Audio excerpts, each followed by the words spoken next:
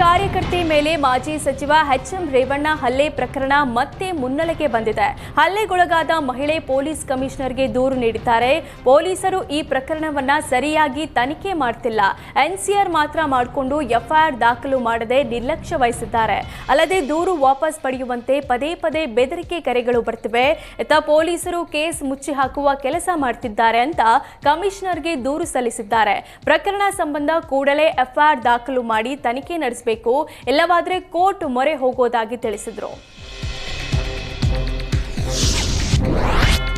ಸಚಿವ K N ರಾಜಣ್ಣಗೆ honey trap ಕೇಸ್ನಲ್ಲಿ CID ಅಧಿಕಾರಿಗಳು ತನಿಖೆ ಚುರುಕುಗೊಳಿಸಿದ್ದಾರೆ. ಪ್ರಕರಣ ಸಂಬಂಧ ಸಚಿವ ರಾಜಣ್ಣರ ಪಿಎ ಹಾಗೂ ಇಬ್ಬರು ಗನ್ ಮ್ಯಾನ್ಗಳ ವಿಚಾರಣೆ ನಡೆಸಿದ್ದಾರೆ. ನಿನ್ನೆ ಜಯಮಹಲ್ ರಸ್ತೆಯ ಸರ್ಕಾರಿ ಗೆಸ್ಟ್ ಹೌಸ್ನಲ್ಲಿ ವಿಚಾರಣೆ ನಡೆಸಿದ್ರು. ಜಯಮಹಲ್ ರಸ್ತೆಯ ಸರ್ಕಾರಿ ಗೆಸ್ಟ್ ಹೌಸ್, ಮಧುಗಿರಿ ಮನೆ, ತುಮಕೂರು ಮನೆಗೆ ಭೇಟಿ ನೀಡಿ ಮಾಹಿತಿ ಕಲೆ ಹಾಕಿದ್ದಾರೆ. 1 ತಿಂಗಳಿನಿಂದ ಯಾರೆಲ್ಲ ಸಚಿವ ರಾಜಣ್ಣರ ಭೇಟಿಗೆ ಬಂದಿದ್ರು, ಯಾವ ವಿಚಾರಕ್ಕೆ ಯಾರೆಲ್ಲ ಭೇಟಿಯಾಗಿದ್ದಾರೆ, ಸರ್ಕಾರಿ ನಿವಾಸಕ್ಕೆ ಬಂದು ಹೋದವರ ಬಗ್ಗೆ ಲೆಡ್ಜರ್ ಬುಕ್ನಲ್ಲಿ ಎಂಟ್ರಿ ಆಗಿರೋ ಮಾಹಿತಿ ತೆಗೆದುಕೊಂಡಿದ್ದಾರೆ. ಮಚ್ಚು ಹಿಡಿದು ರೀಲ್ಸ್ ಮಾಡಿದ ಪ್ರಕರಣದಲ್ಲಿ ಜೈಲು ಪಾಲಾಗಿರುವ ರಜತ್ ಮತ್ತಷ್ಟು ಸಂಕಷ್ಟ ಎದುರಾಗಲಿದೆ. ಪೊಲೀಸರು ರಜತ್ ಕ್ರೈಮ್ ಬ್ಯಾಕ್ಗ್ರೌಂಡ್ ಪರಿಶೀಲನೆ ನಡೆಸಿದ್ದಾರೆ. ಪ್ರಕರಣ ಸಂಬಂಧ ರಜತ್ ಮೇಲೆ ರೌಡಿ ಶೀಟರ್ ದಾಖಲು ಮಾಡಲು ಚಿಂತನೆ ನಡೆಸಿದ್ದಾರೆ. ರಜತ್ ಬ್ಯಾಕ್ಗ್ರೌಂಡ್ ಚೆಕ್ ಮಾಡ್ತಿರುವ ಬಸವೇಶ್ವರ ನಗರ ಪೊಲೀಸರು ಹಳೆ ಕ್ರೈಮ್ ಇತಿಹಾಸವನ್ನ ಕೆದಕಿದ್ದಾರೆ. ಈಗಾಗಲೇ ರಜತ್ ವಿರುದ್ಧ ಬೇರೆ ಬೇರೆ ಠಾಣೆಯಲ್ಲಿ ರಜತ್ ವಿರುದ್ಧ 2 ಪ್ರಕರಣ ದಾಖಲಾಗಿದೆ.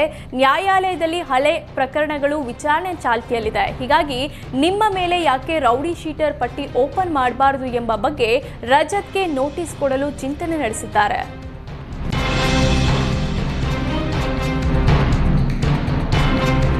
ಸ್ನೇಹಿತರನ್ನ ಮನೆಗೆ ಊಟಕ್ಕೆಂದು ಕರೆಸಿ ಹಲ್ಲೆ ನಡೆಸಿರುವ ಘಟನೆ ಅಥಣಿಯ ಗುಂಡೇವಾಡಿ ಗ್ರಾಮದಲ್ಲಿ ನಡೆದಿದೆ.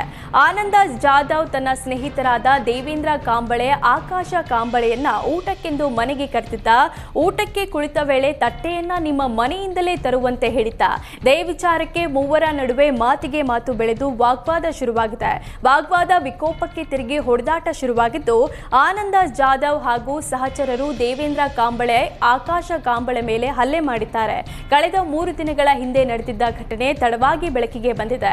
ಹಲ್ಲೆ ಬಳಿಕ ಸರ್ಕಾರಿ ಆಸ್ಪತ್ರೆಯಲ್ಲಿ ಚಿಕಿತ್ಸೆ ಪಡೆಯುತ್ತಿರುವ ದೇವೇಂದ್ರ ಕಾಂಬಳೆ ಹಾಗೂ ಆಕಾಶ ಕಾಂಬಳೆ ಅಥಣಿ ಪೊಲೀಸ್ ಠಾಣೆಯಲ್ಲಿ ಆರೋಪಿಗಳ ವಿರುದ್ಧ ದೂರು ನೀಡಿದ್ದಾರೆ.